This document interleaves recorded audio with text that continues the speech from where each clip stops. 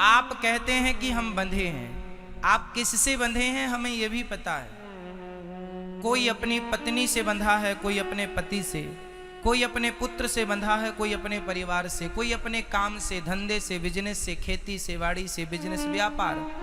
हर आदमी कहीं ना कहीं बंधा हुआ। स्त्रियां भी बंधी हैं और पुरुष भी बंधा है। लेकिन सच्चाई ये नहीं है कि आप बंधे हैं, सच्चाई यह है कि आप बंधे नहीं हैं, बट अपने आप को बंधा हुआ मान रहे। आप बंधे नहीं हैं मेरी मां। आप कहते हैं हम संसार से बंधे हैं, पत्नी से, पुत्र से, परिवार से। अच्छा, अभी के अभी यमराज आ जाएं और ले जाने लग जाएं तो क्या आप कहेंगे कि हम जरा बंधे हैं, खोल तो लें? नहीं जी, जैसे हो वैसे ही ले जाएंगे। इसका अर्थ यही है, हम में से कोई भी बंधा हुआ नहीं है, बंधे नहीं है, परंतु अपने आप को बंधा हुआ मानते हैं। कैसे? इसके लिए एक छोटी सी कथा हम आपको सुनाएंगे जो आपसे जुड़ी हुई है। एक बार क्या हुआ, एक धोबी था। वो धोबी अपने गधे को लेकर के उसके ऊपर कपड़ा रख करके राजा के कपड़े धुलने के लिए धोबी घाट चला गया। रोज तो वो गधे को बांधने की रस्सी लेकर जाता था। आज अकस्मात संयोगवश धोबी रस्सी ले जाना भूल गया, और जब वो गधे को लेकर घाट में पहुंचा, कपड़े उतारा, तो विडंबना ये कि गधे को बांधे कैसे, क्योंकि रस्सी तो लाया नहीं, रस्सी तो लाए नहीं। अब समस्या ये है बांधे कैसे। तब वहां से एक संत जी गुजर रहे थे।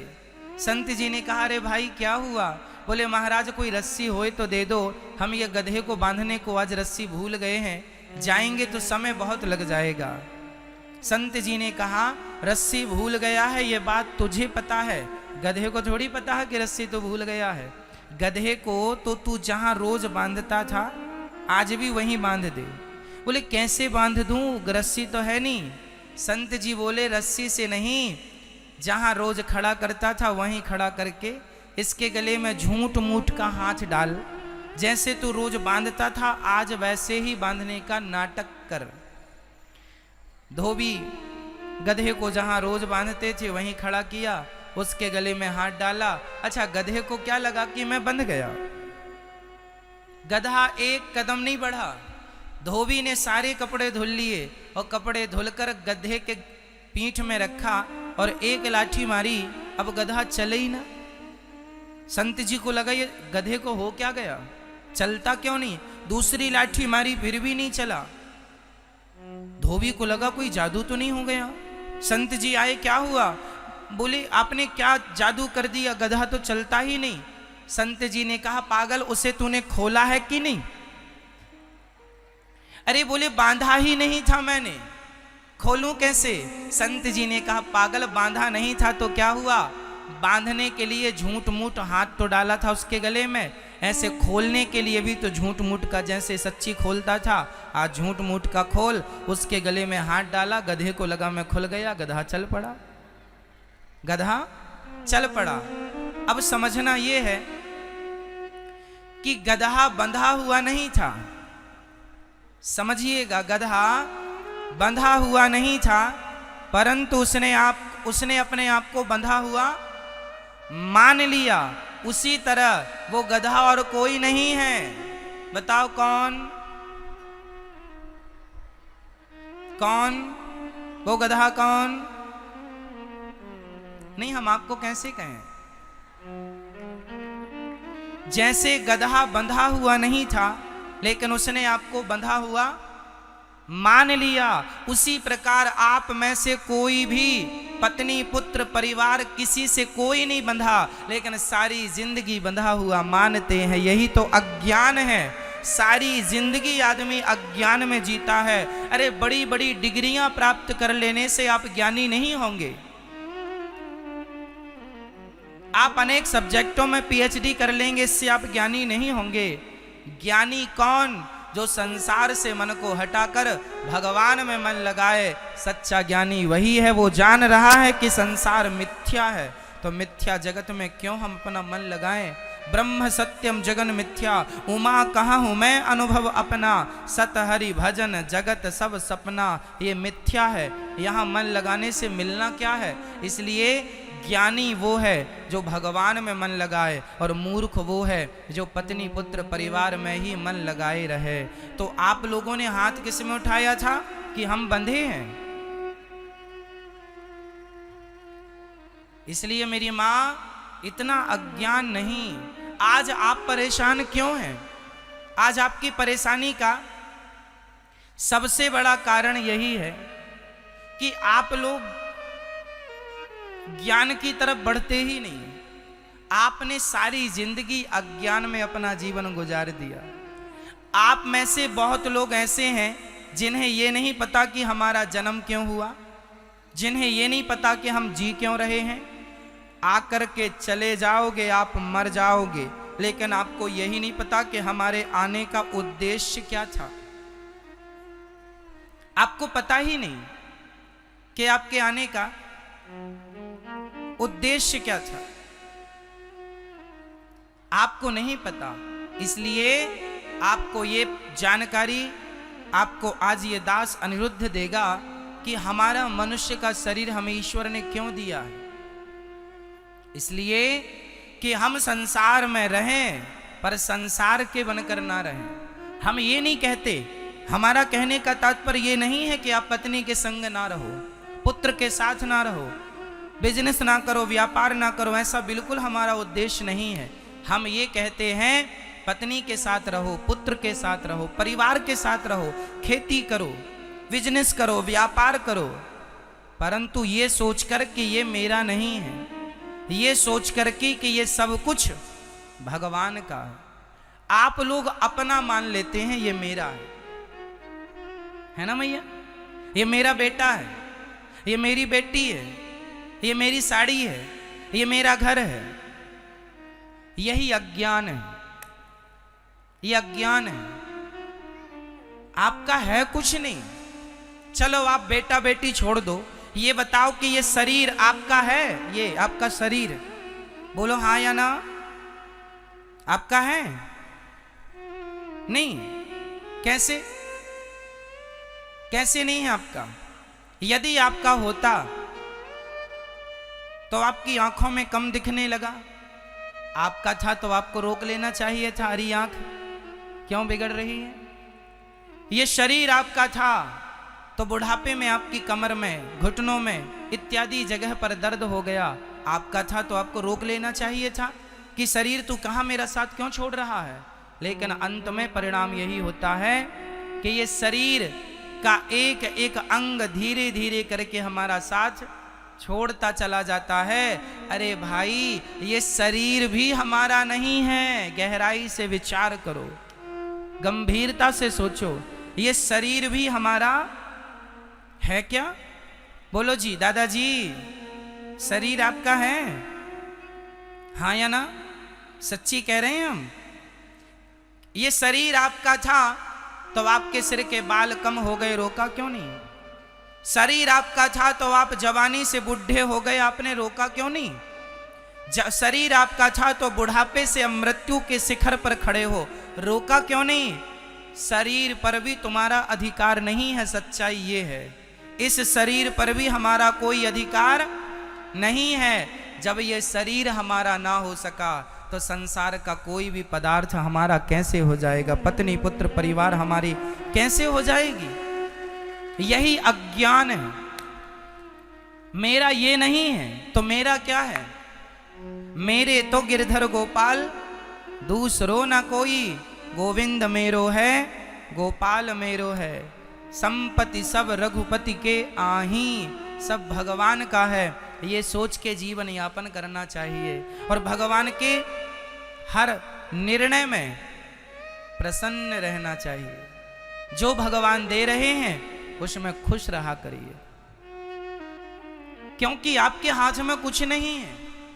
कहने की बातें हैं कि हमने ये कर लिया, हमने वो कर लिया, ना, हमारा कुछ नहीं था, कुछ नहीं है, कुछ नहीं रहेगा। इसलिए ये मेरे हैं ये ना सोचो। कमल का पुष्प कीचड़ में रहता है, लेकिन कीचड़ की एक भी बूंद कमल के ऊपर नहीं होती, पानी की एक भी बूंद कमल पर टिकती नहीं है, जबकि कमल पानी में ही खिलता है। उसी तरह संसार में रहो, पर वैसे ही रहो जैसे पानी में कमल रहता है। संसार में रहो, पर संसार की कोई भी गतिविधि आप पर ना सवार हो जाए। संसार का कोई भी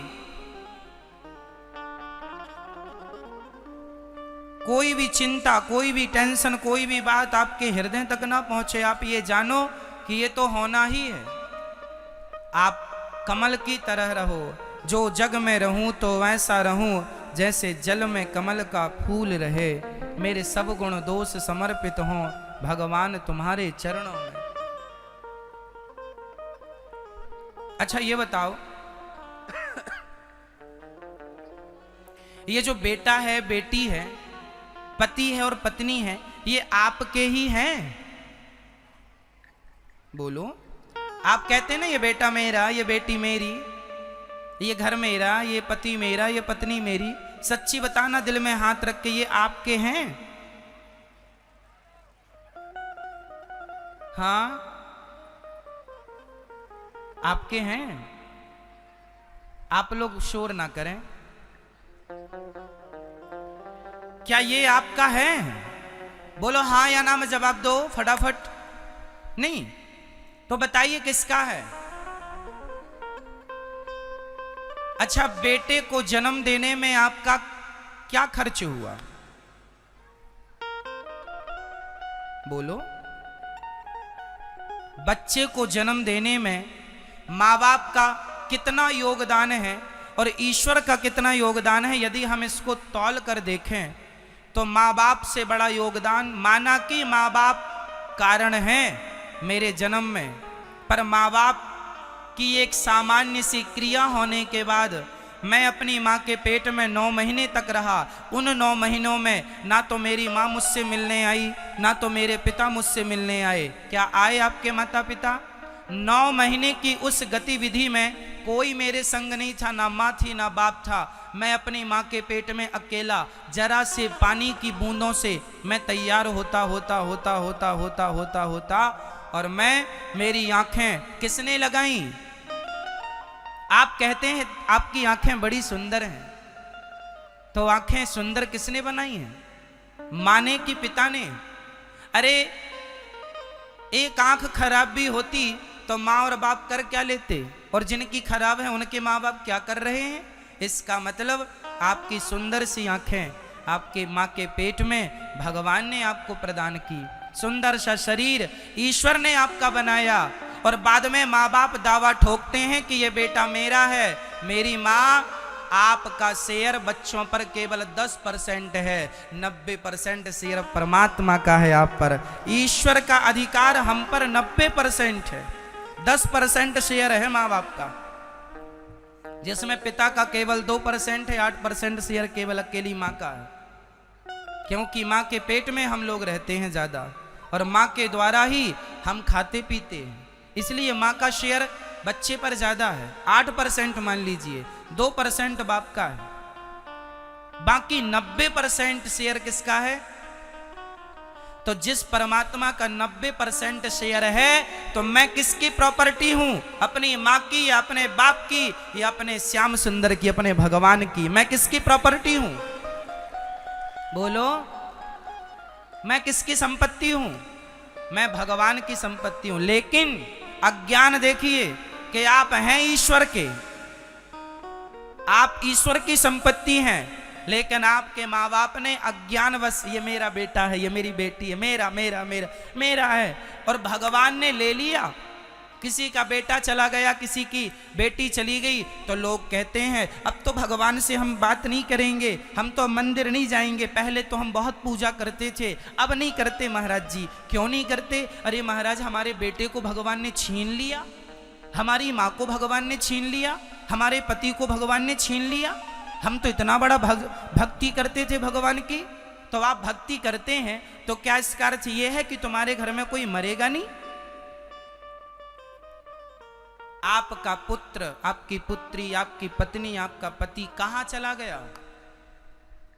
जिस परमात्मा से प्रकट हुआ था, जहां से आया था, उस परमात्मा के पास चला गया। तुम्हारा तो थोड़ा सा शेयर था, थोड़ा सा परसेंटेज था तुम्हारा, तो तुमने उतने दिन आनंद लिया अपने पुत्र का, पुत्री का, पति का, पत्नी का। अब जिसकी अमानत थी, हम ईश्वर की प्रॉपर्टी हैं, जब चाहे वो हमें उठा ले, जब चाहे वो ले ले। क्यों? हाँ या ना? सब कुछ ईश्वर की संपत्ति है, लेकिन अज्ञानवश ये मेरा है। इसलिए मेरी मां, एक बात मैं इस पूरी बात से एक बात कहना चाहूंगा कि आप लोग ये बिल्कुल ना कहा करो कि ये मेरा बेटा है। आप ये बिल्कुल ना कहा करो, और कहा नहीं, दिल से निकाल दो ये सब अज्ञान कि ये मेरा है। सदा सुखी रहोगे मेरी बात पर अमल कर लोगे तो। ये मेरा बेटा है ऐसा नहीं, प्रभु ये आपकी संपत्ति है। प्रभु तन भी तेरा, मन भी तेरा, धन भी तेरा, सब कुछ है तेरा, और तेरा तुझको अर्पण क्या लागे मेरा। सच्चाई यही है कि सब ईश्वर का है। हम लोग कब्जा करने वाले लोग हैं। किसी की संपत्ति पर कब्जा कर लिया, जैसे भू माफिया होते हैं ना, कोई भी जमीनों पर कब्जा कर लेते हैं, भू माफिया होते। ऐसे हम और आप ईश्वर की नजर में माफिया हैं। कौन से माफिया? तुम्हारा बेटा था, ईश्वर की संपत्ति पर आप लोगों ने कब्जा कर लिया। ये मेरा बेटा महाराज, ये मेरी बेटी है महाराज, ये मेरा पति है। माना कि आपका है, आप रखो, कोई छीन नहीं रहा है, कोई छोड़ा नहीं रहा है, पर अंदर से यही भाव रहे कि ये मेरा नहीं, सब कुछ भगवान का है, ईश्वर का। प्रभु आपकी संपत्ति आपके चरणों में। दुकान चलाओ, फैक्ट्री चलाओ, बिजनेस करो, पर ये सोच से करो कि ये मेरा नहीं, सब कुछ भगवान का है। एक सच्ची घटना सुनाता हूं। एक सेठ जी ने एक बड़ी सी फैक्ट्री डाली। सेठ जी को बड़ा नुकसान हुआ। उनने 8-10 करोड़ रुपए का लोन लिया बैंक से और बड़ी फैक्ट्री डाली, पर उनका इतना नुकसान हुआ कि वर्करों को देने का कोई पैसा नहीं बचा। कैसे वो तनख्वाह दें? बड़े परेशान हो गए, तो परेशान होकर अपने गुरु जी के पास गए। गुरु जी, मैं आत्महत्या करना चाहता हूं। गुरु जी ने कहा, राम राम राम राम, ऐसी बातें क्यों कर रहे हो? आत्महत्या क्यों? बोले, गुरुजी, मैंने अपने जीवन की सारी पूंजी लगाकर एक फैक्ट्री बनाई थी, उसमें इतना नुकसान हुआ कि अब जो कार्य करता है उन्हें भी देने को कोई पैसा नहीं बचा। अब मैं बर्बाद हो गया, इतना बैंक से लोन ले रखा है, चुका ना पाऊंगा, अब तो आत्महत्या ही मेरे सामने एक ऑप्शन बचा है। गुरुजी ने कहा, तो आत्महत्या मत कर, मैं तुझे एक उपाय बताता हूँ। हाँ हाँ गुरुजी, उपाय बताइए। तू करेगा? हाँ हाँ करूंगा। तो गुरुजी ने कहा, ये बता, वो फैक्ट्री किसकी है? बोला, गुरुजी मेरी है। वो जमीन किसकी है जिस पर फैक्ट्री है? बोला, गुरुजी मेरी है। गुरुजी बोले कि बस यही तेरी गलती है, उस फैक्ट्री से तू अपने आप को हटा ले, उस जमीन से तू अपने आप को हटा ले। ये मत कह के मैं फैक्ट्री का मालिक हूं। आज तू श्याम सुंदर को अपनी फैक्ट्री में ले जा और भगवान के चरणों में हाथ जोड़ के कहना, प्रभु आज से इस फैक्ट्री का मालिक मैं नहीं, आज से इस फैक्ट्री का मालिक आप हैं। मैं आपका दास हूँ, मैं आपका नौकर हूँ, मैं आपका चाकर हूँ। ये कह कर के उसने काम स्टार्ट किया। एक रजिस्टर बनाया, भगवान के चरणों में रखा। जो भी हाजिरी लगती वो अपनी भी भगवान को रोज हाजिरी लगाता। कितना आया, कितना गया, पूरा हिसाब भगवान को देता। प्रभु आज इतना आया, इतना गया, इतना प्रॉफिट हुआ, इतना लॉस हुआ। सारी चीज देखते देखते उसकी फैक्ट्री फायदे में आ गई और करते करते आज उसकी 14 फैक्ट्रियां चल रही हैं। सब ये सोच के चला रहा है कि ये भगवान की। अभी तक ये सोच के कर रहा था कि ये मेरी है। अब किस सोच से काम कर रहा है कि ये सब कुछ, बोलो मेरी माँ, ये सब कुछ, जोर से बोलो, ये सब कुछ भगवान का है। तो क्या घटा इतना कहने से? इतना कहने से आपकी हर क्रिया भक्ति होगी। भगवान का चिंतन, कोई जंगल में जाना भक्ति नहीं है। कोई जंगल में जाके आप बैठ जाएं और सोचें भक्ति होना जी, घर में रहकर सारे काम करते हुए सोच भाव यही रहे ये सब कुछ भगवान का है। अपने आप आपके जीवन में, आप में से कितने लोगों ने सत्यनारायण भगवान की कथा सुनी है? सबने सुनी है। तो सत्यनारायण भगवान की कथा में एक कथा आती है, कभी आपने गौर किया कि नहीं? हम आपको गौर कराते हैं। सत्यनारायण भगवान की कथा में एक कथा आती है, एक लकड़हारा जंगल से लकड़ी काट के आ रहा था। तभी एक पंडित जी के घर सत्यनारायण भगवान की पूजा हो रही थी।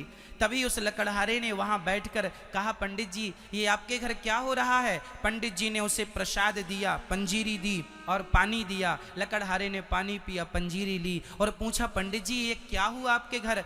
उन्होंने कहा, मेरे घर सत्यनारायण भगवान की पूजा हुई है। तो लकड़हारे ने कहा, क्या ये पूजा मैं भी अपने घर में कर सकता हूं? तो पंडित जी ने कहा, बिल्कुल आप भी कर सकते हैं। तो लकड़हारा ने आज लकड़ी का गट्ठा अपने सिर पे रखा और ये सोच कर चला कि आज लकड़ियां बेचने से जितना पैसा मिलेगा, आज मैं उससे सत्यनारायण भगवान की कथा सुनूंगा। तो सत्यनारायण भगवान की पुस्तक में लिखा हुआ है कि आज उसे लकड़ियों के दूने दाम प्राप्त हुए। आज उसे लकड़ियों के कितने दाम प्राप्त हुए? क्यों? इसका उत्तर कौन देगा? आज उसे लकड़ी के दूने दाम क्यों मिले? क्योंकि अभी तक वो लकड़ियां इसलिए बेचता था कि मैं इस पैसे का मालिक हूं और मैं अपना पेट भरूंगा, अपने परिवार का पालन मैं करूंगा। लेकिन आज उसने सोच बदल दी और ये सोचा कि आज जो भी पैसा मिलेगा उससे मैं भगवान की सेवा करूंगा। तो लकड़ियों के दूने दाम मिल गए। जो ये सोच कर चलते हैं कि सब कुछ भगवान का है और मैं जो भी कमाऊंगा ईमानदारी से उस कमाई का 5-10% भगवान के लिए, परोपकार के लिए, धर्म के लिए कोई निकाले तो भगवान अपने आप उसका कई गुना बढ़ाते हैं। कारोबार, बिजनेस, व्यापार सब कुछ भगवान के लिए करना है, सब कुछ भगवान का है। इस सोच से करेंगे तो तरक्की होगी। आज हम देखते हैं आज का आदमी जरूरत से ज्यादा लोभी हो गया है, जरूरत से ज्यादा लालची हो गया है। खूब पैसे हैं लोगों के पास, बहुत पैसे हैं लोगों के पास, लेकिन कहो कि भाई जरा सा दान करो, जरा सा पुण्य करो तो निकलता नहीं है। हजारों रुपए वो दवाइयों में खर्च कर सकते हैं, लाखों करोड़ों रुपए बच्चों को दे सकते हैं बंटवारे में, पर वो अपने लिए एक जरा सा पुण्य नहीं करते कि जरा थोड़ा सा दान करें। सिंपल है, 100 रुपए में से हमें 5 रुपए, कम से कम 10% नहीं तो 5% हमें सेवा से जोड़ना चाहिए धन को। ये सोच करके प्रभु जो भी कमाएंगे उसका कुछ हिस्सा परोपकार में खर्च करेंगे, सेवा में खर्च करेंगे। इसलिए दास अनिरुद्ध वृंदावन में गौरी गोपाल अन्य क्षेत्र चलता है, हजारों लोग भोजन करते हैं। आप लोगों के सहयोग से ही तो भोजन करते हैं, तो आपका भी सहयोग वहां तक पहुंचे, इसके लिए आपका भी कुछ हिस्सा धन का धर्म से जुड़ेगा तो पुण्य आपको मिलेगा और आपकी रोटी कोई खाएगा तो आशीर्वाद मिलेगा। आपके द्वारा एक वृद्ध मां को गोद लिया जाए तो एक वृद्ध मां को जीवन भर रोटी मिलेगी, तो ये पुण्य है। इसलिए पुण्य करने का अवसर जब मिले तो पीछे नहीं हटना चाहिए। अरे किसान जब तक खेत में 1 कुंटल गेहूं ना डाले तब तक 10 कुंटल या 20 कुंटल नहीं होता।